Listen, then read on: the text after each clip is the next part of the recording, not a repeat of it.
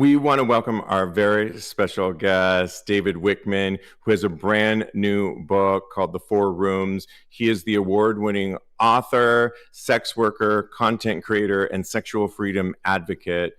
David Wichman's new book, like I said, The Four Rooms, is an and I want to talk more about this, anti-self-help book for the LGBTQ plus men that struggles with sexual well-being. David, welcome back to Tags Live. How you doing? Thank you. I'm good. I was in a bit of a panic, so I'm trying to because I was like, what's happening here? It was just a blank screen for a long time. Anyways. Got it. Well, thank you for having me. Absolutely. And before we get into it, I wanted to talk about a hot topic with you that somebody wrote back into us. And recently we were talking about a Texas bear community, and it's basically a Texas bear campground, nudist camp that put out a statement on Trans Awareness Day that basically said only cisgender men will be allowed at our camp. They got a lot of pushback by a lot of people. Some groups that were planning their trips coming up in the coming weeks have pulled back. And we stated how we felt on it on episode 657, but I kind of wanted to get your take on it because this is what Chicagoland 9 said. Love your podcast, but I have to strongly disagree with your opinion. Shock about the bear camp. Many gay men are only sexually interested in other cisgender men and don't feel comfortable being in sexual situations with any other types, female, trans, or whatever. A lot of sex parties and most bathhouses have the same policy. Some have special events with broader audiences, but a handful of people don't make the rules for the thousands. I don't know why this camp made their policy so public. So while they do acknowledge the fact that this is maybe the worst time to make this, what do you say? I feel like it's really unfortunate that was the day that they put that letter out. I did read the letter. I'm a part of a group called Gay Camping Friends, and there's 287,000 members in that group. And they took a very strong stand opposing this campsite for not being inclusive to trans men, because trans men can be gay. So I talk a little bit about this in my book, but it's complicated, but at the same time, it's very simple. It's, for me personally, I don't have a lot of experience in mixed spaces where sex is expected or is going on. I can count on one hand how many times I've seen a trans man inside of a sex club or inside of a campsite or whatever. And I just find it fascinating that people would be so, I find it fascinating that people would feel so unsafe. And I would like to continue that conversation because I think it's important for me to be very transparent. I was at a place that planned a sex space that was going to be mixed, and I didn't know about it until after I had already signed up for the event and I was expected to be there, etc. And I panicked because all of the old messages came back to me. And my first reaction was like, who do they think they are? They don't know what they're doing. How could you have a mixed space? That's very unsafe for me. My very first my hairpin trigger reaction was this. And I caught myself and I was like, okay, it's old. It's an old story that we have been telling ourselves, culturally for so long. And it's all rooted in this paradigm of separateness, in my opinion. And I told you I had an opinion about this, and that's my opinion. And I went anyway. And there were trans men and trans women, and it was super fun. But I gotta tell you, I was so relieved that it was super fun, because as a gay man, most of the time I'm having sex in the bathhouse or the sex club or at the beach or in the bushes or wherever we're provocatively cruising around and having our little fun times. And I often don't run up against that. And I had to really open myself up to other possibilities. I had to really give myself and the space that was having this event a chance. And I think that's what's missing here, is that this campsite has not given it a chance to see how it goes. At least in my opinion, the way it looks on its face. And there's only 35 all male websites. I mean, campsites, campgrounds in the US. And out of those 35, 4 are strictly male only, including trans men, but they will make an exception if there's a male indicator on their ID. Oh, wow. I don't agree or disagree. I'm neutral on that. I think people have a right to run the business the way they want to. But my experience was I was pleasantly surprised, and I had such a great time. And it was this sense of freedom that I talk about in my book that I hadn't experienced before. And it was after I'd written the book. So I think what's really great, and I'm so glad we pulled you in on this question, and it really brings us into your brand new book called The 4 Rooms, because really, ultimately, I think what you're talking about in the book is making space. It's not a self-help book. You say it's the anti-self-help book. We'll get into what you meant by that. But just really briefly, The 4 Rooms is divided into 4 parts: the thinking mind, the room of emotions, the room of the sacred, and the room of the body. We'll get into a little bit of those, but we definitely have to talk to you about, you draw upon 18 years as a sex worker working with clients. You also draw upon trauma growing up with sexual abuse, drug addiction, and alcoholism that you talked a lot about in your last book when we had you here. A deep dive workshop that you did with clients on this particular book. What can you tell us about, that's why this question was really important, about making space and why you wrote this book? Why I wrote the book is too long to talk about, but it's, in short, it's the book I wanted to write instead of my memoir. I didn't really want to tell my story. Again, I've been sober a long time, and I go to meetings and things like that, and I've told my story 1,000 times. And I was convinced to write my memoir. And they said, you could do the same job that book will do in this. However, my first book spoke to Jim and Doreen in Idaho, and parents and grandparents of other queer children who, anyways, and I wanted to write this book to speak specifically to the very niche market of men who struggle with their sexuality and their feelings of not enoughness, and many, not all, but some, who I work with and who I've walked into the room with, who I've been seeing over the years, including the disabled and elderly and people still in the closet, and and so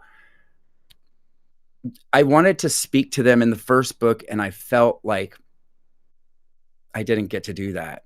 And so immediately after that book came out and all the awards and the pandemic was over and all that stuff, I started working on this book. And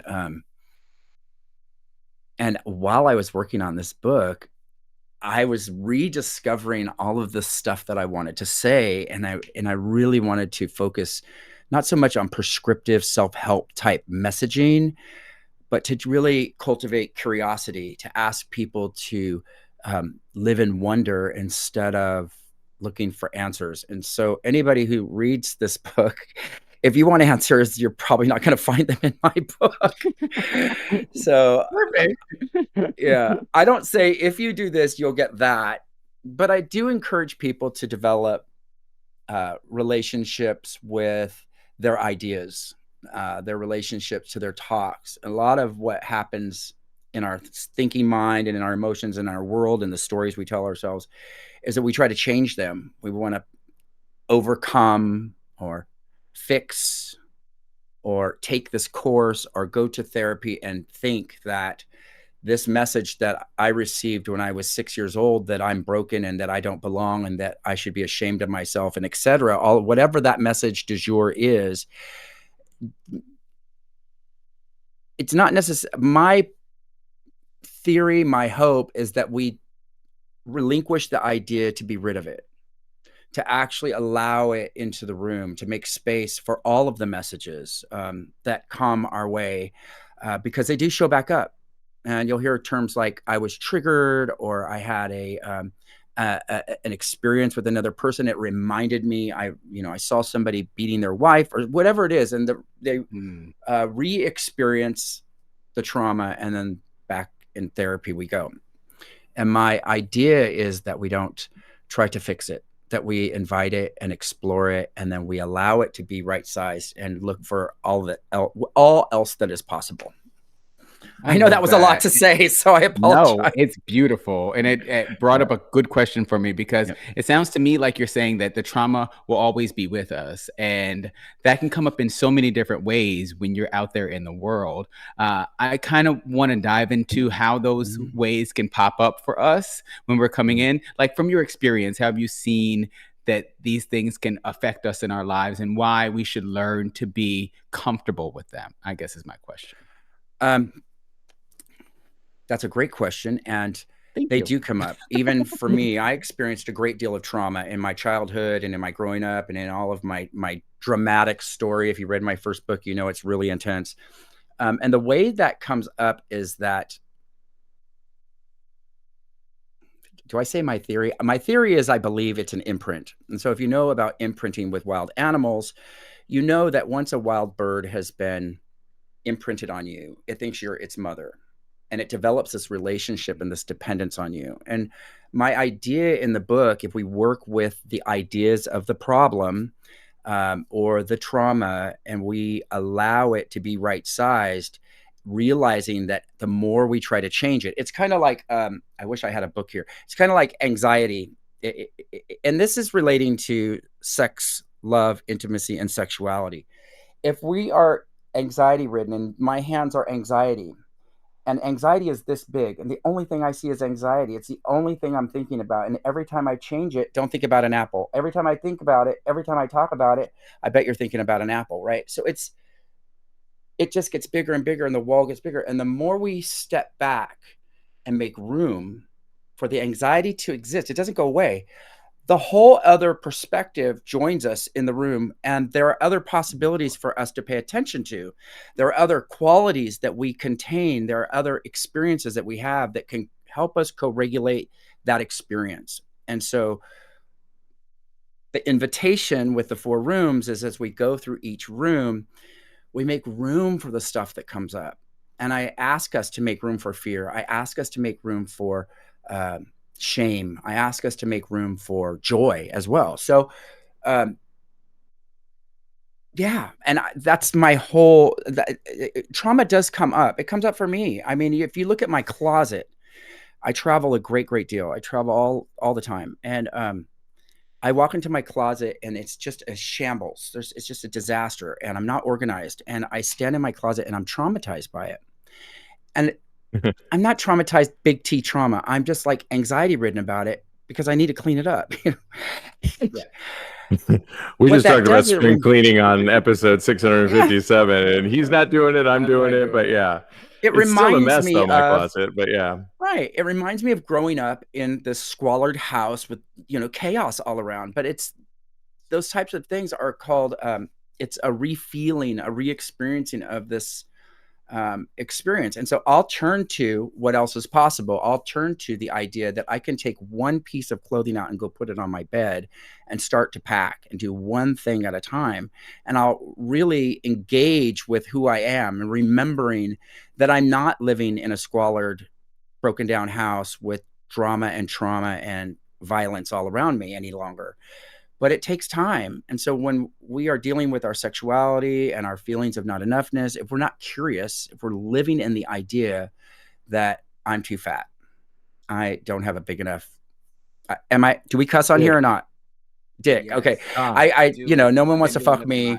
I'm not enough. I don't look like that guy over there. And that's what I talk a lot about in the book, is that we compare ourselves to others because we have received imprints and messages growing up from the church, from society, from television, from our bullies, from our friends, from our lovers, from our parents, that all relate to how we relate to sex, love, intimacy, and our own sexuality and our feelings of enoughness. And so you got me started. I could go on. So no, but we want to get into a few more questions here. I think Yeah, what's so brilliant about the book when we're talking to David Wichman, because this is an audio podcast as well. We're talking to David Wichman with his brand new book called The 4 Rooms, out now.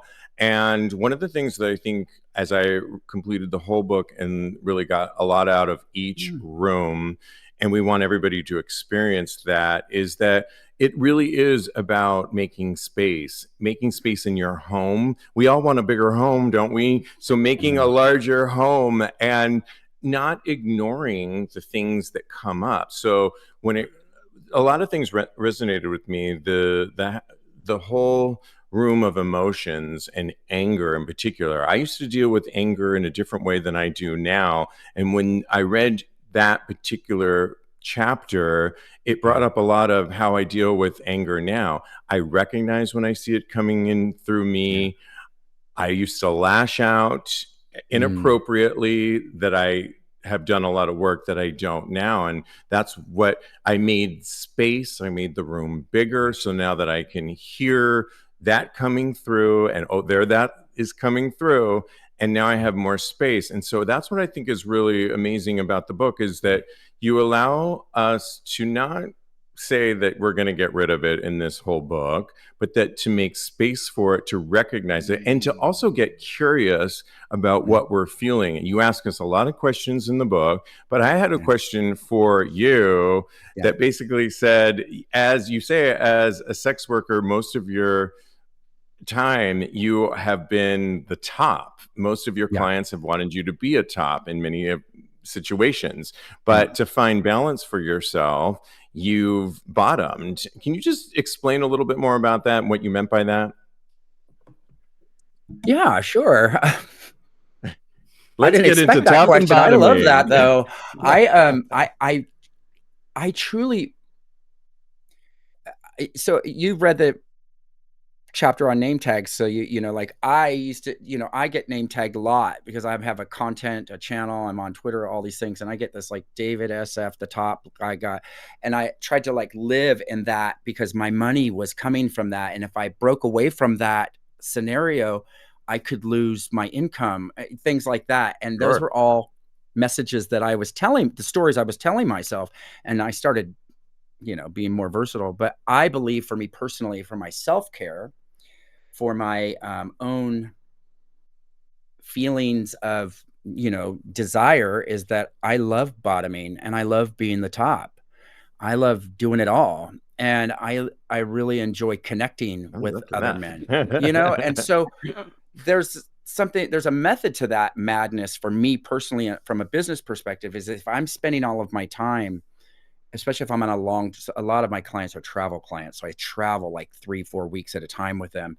If I'm spending all my time being the giver, which is usually what I am, when I'm in my personal time, I try to be the receiver. I'm not good at it, but I try to be the receiver, and need some help. Take cock. Today is Wednesday, and from 10 to 3 p.m. at our local sex club it's like a non-membership day. You can pay $10 and get in, and there's all these hot daddies that go there. It's packed wall to wall with all these retirees, and it's super fun. And so usually I go. Today I didn't, but I go there and I take dick. Take some dick. Love it. And I make out and I connect with my buddies, so.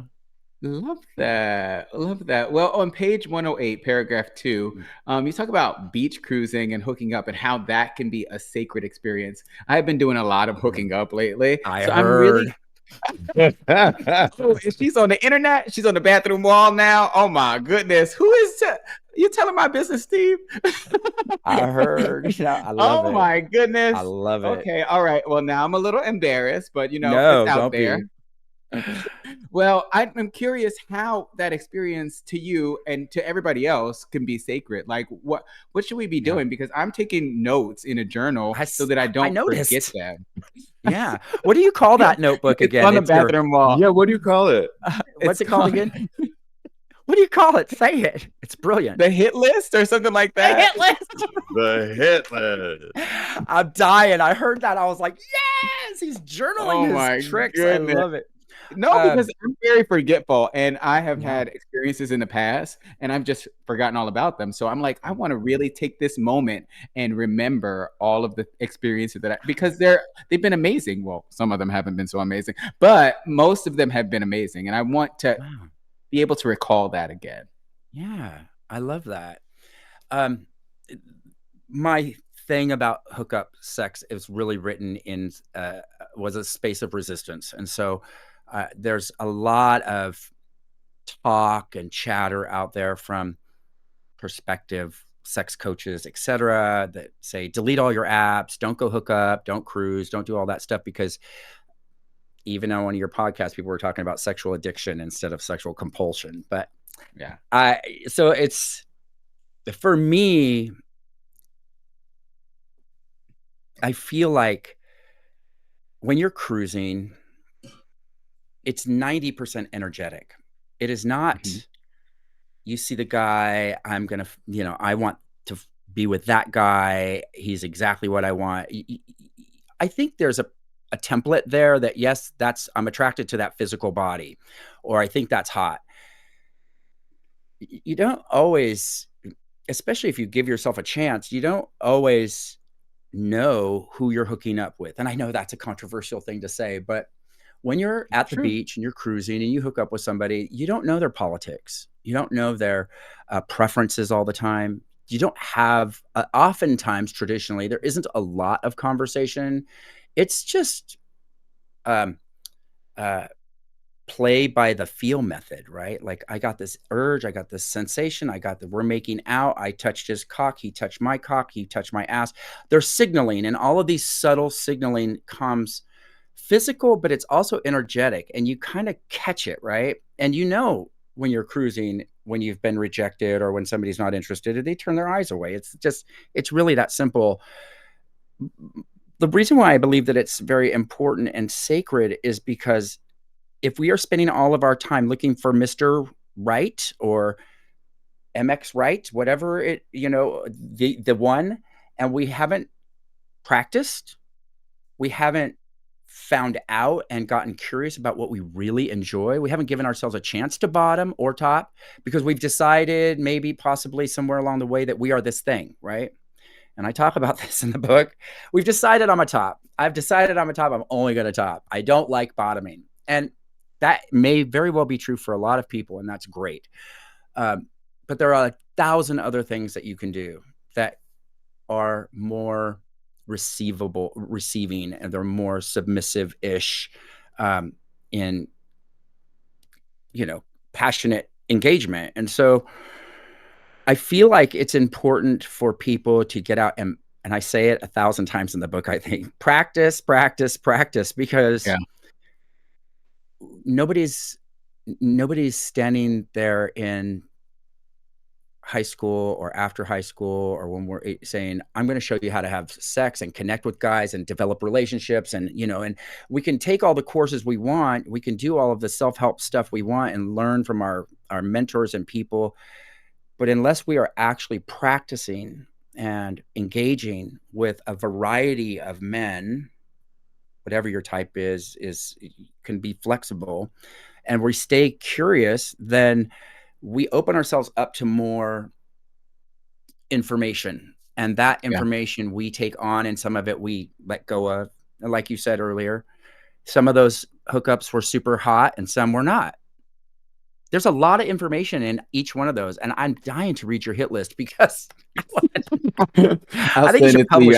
I'll be a collaborator. Okay. No, I want to offer one more thing too. Sure. I think that before I was so caught up with looking for Mr. Right that a lot of the experiences that I had, I didn't appreciate them. So when I found Mr. Right, I felt like I was missing out on something. Does that make sense? Because, Sure. and now that I'm more attuned with hooking up, I find that I'm more appreciative of it. I don't know if that's the right word, but I that's definitely a sentiment I want to put out there. So yes. Oh, I love that. Yeah. Yeah, I mean, I think one of the beautiful things about the book is you're helping us obtain, whether we ever really can, sexual freedom and how that can evolve over time and use these rooms that are all a part of us. One of the rooms that many of us can relate to is the body. The body can be, and there's this beautiful moment where you talk about I think it's called the swagger, the inner swagger Yes. that we all have. And you tell a story about somebody that walked through a room that maybe for all intents and purposes didn't have that prototypical gay body that we've seen in the magazines, but they walked into this adult after hours party, sex party with a swagger. They owned it. And there was other people similar to him that had similar bodies, but they were against the wall. And we've can all relate to that moment. I know you put yourself in that box at times. I definitely can relate to that at times too. But it was that one guy that really resonated with you, and it was that inner swagger dealing with the body. Can you just share a little bit more about that and what you were talking about? Yeah, it takes a lot of courage to own who we are. Even myself, it takes a lot of courage for me to just engage. And little do I know that by me engaging, I'm inviting others to, I'm mirroring and modeling for others that they have. It's almost giving permission to the rest of the people in the room. And, sex club culture and bathhouse culture is a very interesting thing that happens in our culture. And when somebody goes there and they take their walls down and they just let go, like this man did, it's an invitation for others to do the same. And, usually you see like the hot Adonis guy hooking up with the other hot Adonis guy, and they're carrying on and everybody's voyeuring and looking and going, oh God. Exactly. And so, the traditionally sexy guys who are hooking up and having fun, and the voyeurs are thinking, oh, that's super hot. That'll never happen for me. Right. Then they see the 60-year-old potbelly bear guy who's he's not unattractive, but he's not what people would call attractive. He was probably well over 60, but he was having the time of his life. And everybody else started playing on their own, and they weren't necessarily joining in with him, but it was one of those things that I witnessed that I thought, that's a energetic swagger, and I want to investigate that more. And so as I kind of dug deeper around there and paid attention to that stuff, and I started practicing doing that, right? So I would go up to some 75-year-old daddy at the sex club and just start making out with him, just because people were standing around, roaming around, and it was boring. And I wanted some action. I wanted people to engage. And sure enough, and my partner's like off in the corner, he's coming over, and everybody started playing. And so what that does, that inner swagger, is you bring in this invitational, permission-giving energy into the spaces that we walk into. Yeah. If we continue to walk into spaces with expectations of what am I going to get all the time, it doesn't mean necessarily that we're selfish. But if we walk into a space in order to, I would say, because I lack the terminology, to serve, to show up and be useful in the rooms we walk into, like to go and give something, be curious about what can I offer here? Who can I offer something here to? It shifts the perspective around. Instead of us looking for what am I going to get? Who do I want to fuck? How am I going to get it? I stop doing that. And then I pay attention to the ground that I'm walking on. And I'm just like looking around saying, how can I be more invitational here in this space that I'm walking into? Not everybody's going to nail that. It takes practice. Everyone's nervous. We get insecure. And that goes for in the bedroom with a first date with our partner when we want to try something new, with even if we're in a monogamous relationship, fear and insecurity and all of those ideas and stories come up. And our job, I believe, at least my personal opinion, our job is to get curious about them. Well, the book is called The Four Rooms, David Wichman. It is out now. It is such a really good read, and I got so much out of it. And I love you pose questions for all of us, no matter where you are on the spectrum. Yes. And we encourage, we'll list everywhere where you can get it. But congratulations on the book, because I really know you put your heart and soul into this, and it really resonates. I love it. Yes. I'm so glad you liked it, because I was very curious. I was like, I wonder if he liked it, because I hadn't heard anything from you. Like, sometimes people call me or text me and like, oh, I love your book. Oh, I love it. I finished it this morning. So yeah, cool. but before we go, we thought we'd play a game with you where we'd ask you, where do you fit on the spectrum? Dance club or sex club? Oh, both. I don't, I fit right in the middle. Like, I want to go to the dance club that has the play space. Taking it from both ends. Right. So have you ever, like a lot of clubs will have like a little you could be in the middle. Yeah. We love it. Sure. So polyamory or monogamy? Oh, definitely polyamory. But I do love a monogamous. I do think monogamy is an interesting and challenging journey for many people, and I get really curious about it. I have never been in a monogamous relationship. So really? Oh, wow. But I love the idea. I think it's beautiful. Twink or daddy? Oh, daddy. Actually, that both. Was easy. Both. Yeah. Okay. Again, you're Eiffel Tower in it. Dom or sub? Dom. Oh, I don't know. I'm what is a switch? There you go. I'm a switch. Oh, yeah. You just in the middle the whole time. You're right in the fence. Because I like it all. I like to do it all. Perfect. Speedo on the beach or naked on the beach? Oh, naked. Definitely naked. Okay. All right. And you go with the last one. Bedroom or outdoors? Oh. Well, if you've seen my bedroom, you would say bedroom. So, I do love outdoors. It's crazy. I do content in my bedroom, so I have all the stuff. Oh, we got to collab. I have my we'll talk later. My husband's the cameraman, and he joins in all the time.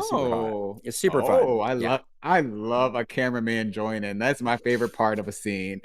It's so cool. And then I just sit back and very cool and hold the camera. I love it. Well, the book is called The Four Rooms. We mentioned it before. It's available everywhere you can get it. How can people follow you, David?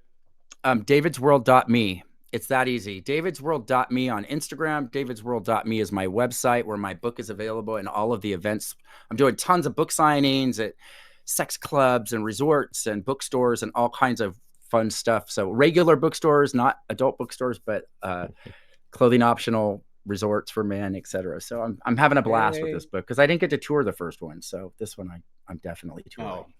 Because of COVID. Well, congratulations. Yes. That's right. I was looking at our emails and it was 2020 at the time. So congratulations, David. We'll keep in touch and we love the book. Really awesome. I got to tell you, I'm so happy about that. Thank you. No, love it. Love it. I love it. Awesome. Thank you. That made my day. All right, David. We'll talk to you soon, David. Thank you, everyone, for listening. Okay.